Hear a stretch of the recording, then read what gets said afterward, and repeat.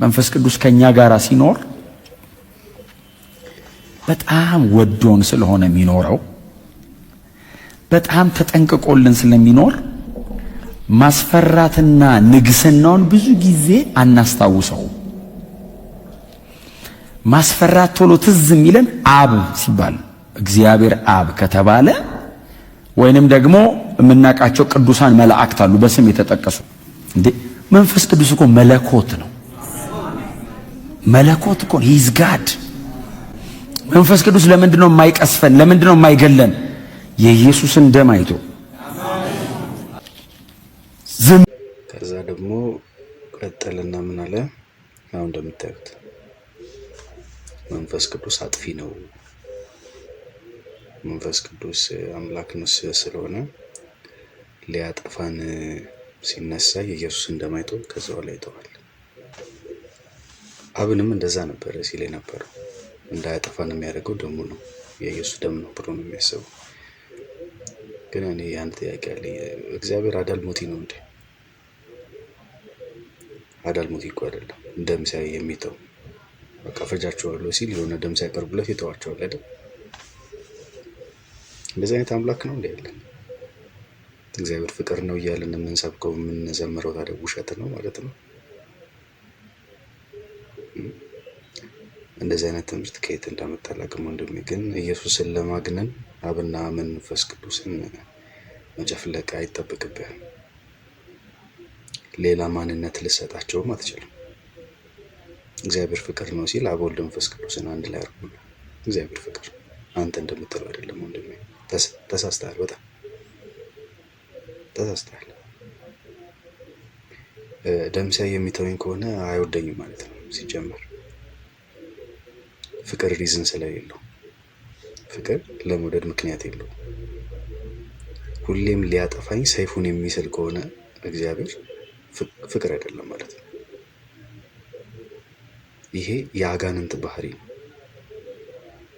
ሰውን ለማጥፋት የተዘጋጀው አጋንንት ነው፣ እግዚአብሔር አይደለም።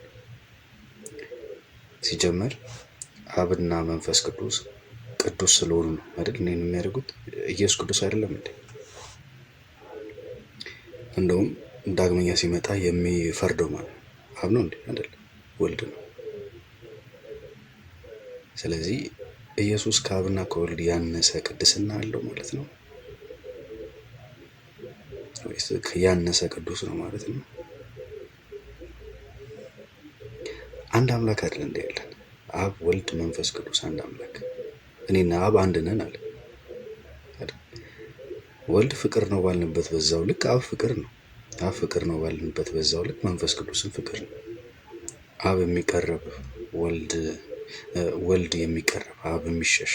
አሁንም ደግሞ ብዙ ምን አለ? መንፈስ ቅዱስን ደግሞ ያስፈራል፣ የሚያጠፋ ነው። ስለዚህ ሰይፍ በያዙ ሁለት አጥፊዎች መሃል የገባ ተው የሚል ሶስተኛ አካል በቃ አረገው ማለት ነው ኢየሱስ።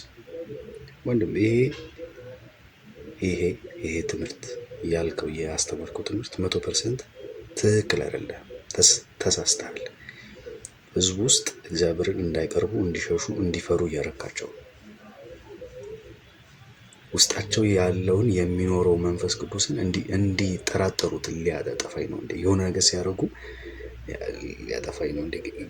ኢየሱስ አድነኝ ብለው ማለት ከስላሴ ውጪ ሌላ አካል እየሰራህ ነው ያለው። አንድ አምላክ ነው አይደለም እናመልከው። እኔን ያየ አብን አየ ብሏል እሱ። አየዛ ጋር የሚናገረው ሆራው ነው፣ ማወቅን ነው። እኔ የገለጥኩላችሁ አለ የአብን ባህሪ ነው። በኢየሱስ ያየነው ያ ባህሪ የአብ ባህሪ ነው።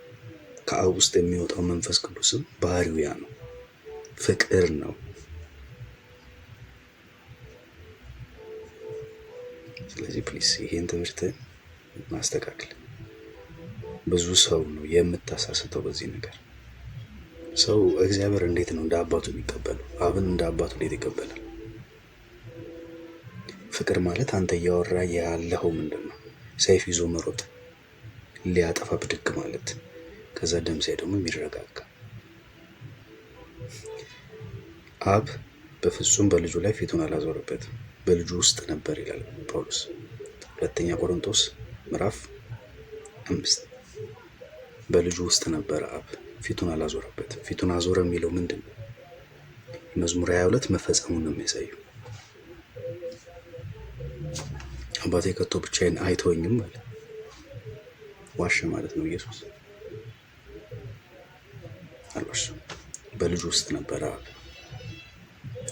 ወልድ የከፈለውን ዋጋ ሁሉ አብ ከፍሏል እንጂ አንተ ተወጣው ብሎ አይደለም የለቀቀው። የተሰማው ፔን ይሰማዋል። መንፈስ ቅዱስም በሙላት በኢየሱስ ውስጥ ነበር። ከየትና ስለዚህ አንተ ወንድሜ ጥሌ በጣም ወደ ከየት እናድርገው ያንተን ትምህርት? የእግዚአብሔር ፍቅር በልባችን ላይ በመንፈስ ቅዱስ ስለፈሰሰ ተስፋው አያሳፍርም ይላል። በልብ የፈሰሰው ዳግመኛ የባርነት የፍርሃት መንፈስ አይደለም። መንፈስ ቅዱስ የሚያስፈራራኝ አይደለም። ደሙ ባይኖር ኖሮ የሚለኛ አይነት አምላክ አይደለም። ማደሪያው ነኝ። አሁን የተቀበልነው የልጅነት መንፈስ ነው። በውስጤ ያለው መንፈስ ቅዱስ አባ አባት ብዬ የምንጮህበት ነው። በውስጤ የፈሰሰው መንፈስ የእግዚአብሔር ፍቅር በውስጤ የሚያሰርጸው ከሆነ ሙሉ የሚያደርገው ከሆነ የሚገልጥልኝ ከሆነ ከአብ ወጥቶ ከመጣ አብም እንደዛ ነው ማለት ነው። አብ ፍቅር ነው ማለት ነው። ከራሱ ምንም አይናገርም ብሏል እኮ ኢየሱስ። ስለዚህ አብ ውስጥ ያለው የአብን ልብ ነው በልቤ ላይ ያፈሰልኛል። እሱ ምንድን ነው? ፍቅር። ደሙ ባይኖር ኖሮ እናጠፋ ነበር አይነት ነገር አይደለም። ይሄ አጋንንትና ሰው እንደሚለው ሶሪ አም ኖት ሶሪ ለምዶ ሶሪ መልክ አለ። የተቀበልነው መንፈስ የልጅነት መንፈስ፣ ራስን የመግዛት መንፈስ ነው። የነፃነት መንፈስ ነው። ኦርቶዶክሳውያን ሌላ ሃይማኖት ውስጥ ያሉ ሰዎች እግዚአብሔርን በሚጠሩበት አጠራር እንድንጠራው ነው የምትፈልገው። አስተካክል። ይሄን ነገር ልክ አይደለም። በዚህ አካሄድ ኦንሊ ጂሰስ የሚያስተምሩትን ትምህርት እንዳታስተምር እፈራለሁ። ለምን? ሌላውን ስላሴ አካላት በጣም እንትን እያልካቸው ሰዎች እንዲፈሯቸው ያደርግ፣ ወልድን ብቻ ግን ይብላ እንዲቀርቡ። እንደዚህ አይነት ነገር የለም። ወልድ ስለ ራሱ ይናገርናል። አብንም የምገልጥላችሁ እኔ ነኝ አለ። የምገልጥላችሁ እዛ ጋር ማወቅ በዚህ አይደለም። አብ ነኝ አይደለም፣ አብን ይገልጥልናል።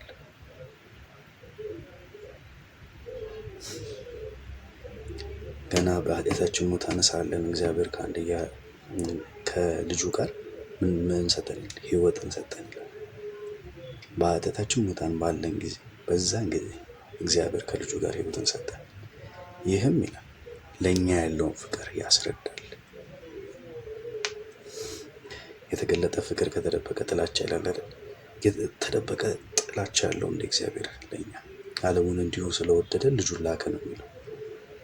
ወይ ደግሞ ልጁ እንዲልከው አሳመነው አይደል? ለምን? ያው ኢየሱስ በጣም ስለሚያዝን አብን አግባብቶት ማለት ነው። ገዳይ ስለሆነ አብ ጨካኝ ስለሆነ በኃጢአት ላይ አግሬሲቭ ስለሆነ በሌላ ቪዲዮ ያልከው እንደዛ ስለሆነ አግሬሲቭ ነው ኃጢአተኞችን በጣም ነው የሚወደው እግዚአብሔር። ሌላውን ተውት። ወደ ቃየል መጥቷል። ወንድሙን ከገደለ በኋላም በፊት አናግሮታል መጥቶ። የትኛውን እግዚአብሔር ነው የምታወራኝ? የኔ አምላክ አይደለም። አንተ የምታወራው አይነት አምላክ የኔ አምላክ አይደለም።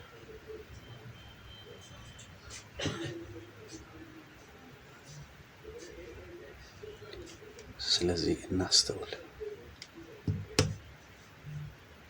እግዚአብሔር እንደዚህ አይነት አምላክ አይደለም። ነቢይ ጥሌ እንደሚያወራው አይነት አይደለም እግዚአብሔር። አብ እንደዚህ አይደለም፣ መንፈስ ቅዱስ እንደዚህ አይደለም፣ ኢየሱስም ነው። አብን በማወቅ እንድታድጉ ይላል። ዌር ዱ ዩ ቲች አብ? የቱ ጋር ነው ስለ አብ ያወራሁ ወንድሜ? አብን እንድንፈራ ነው ያደረገን እንጂ በሙላት እንድታውቁት፣ አብን እንድታውቁት የጥበብና የመገለጥ መንፈስ እንዲሰጣችሁ እለምናለሁ አለ ጳውሎስ። ምን ቤት ነን እኛ ነው ጥያቄ። አብን እንደዚህ ሆረር አድርገህብን እንዴት እንቅረበው እንደ አባት? ፕሊዝ ፊክስ ዲስ። ይህን ትምህርትህን እንደ ወንድም ከሰማኝ አስተካክለው፣ ቪዲዮን አድርሱልኝ። በቃ ሌላ ምን የምለው ነገር የለም። ካስፈለገ በዝርዝር እያንዳንዱን ነገር እንማማራለን። ጌታ እየረዳኝ ነው፣ እያዘጋጀው አስተምራለሁ። እውነቱን ማለት ነው። ማመን የምፈልገውን ሳይሆን እውነቱን እናወራለን።